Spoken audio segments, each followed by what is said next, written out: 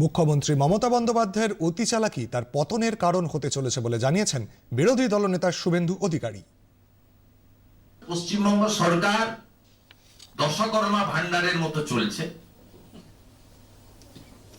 এটা প্রমাণ হয়ে গেছে। ডিওপিটির গাইডলাইন, আইএস এর ক্যাডার রুল, সিনিয়রিটি কিচ্ছু মানে না। আমার অবৈধ কাজ যে করবে আমি তাকে যা খুশি করব। আমি 89 বাঙালি অত্রি ভট্টাচার্যকে বাদ দিয়ে দেব, তার থেকে junior 94 is K chief secretary করব। আমি 40 জন আইএস কে দূরে সরিয়ে দিয়ে 2004-এর জগদীশ মিনাকে হোম সেক্রেটারি করব। একে দশকর্মা ভান্ডার ছাড়া কি বলবেন? ইউপিএসসি বলে দিয়েছে লিখিতভাবে যে পশ্চিমবঙ্গ সরকার যথা সময়ে প্যানেল পাঠায়নি, তাই তাদের পাঠানো এই প্যানেল আমরা বাতিল করলাম। মূল লক্ষ্য ছিল রাজীব কুমারকে বের করে আনা।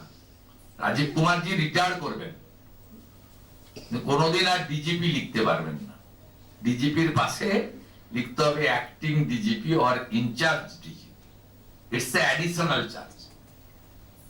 উনি principal secretary IT department, DGP ওনার অ্যাডিশনাল চার্জ। এত বড় রাজ্য, 11 কোটি জনসংখ্যা, এখানে এতদিন ডিজিপি পার্মানেন্ট ছিল না, নেই। এর থেকে লজ্জার আর কিছু হতে পারে।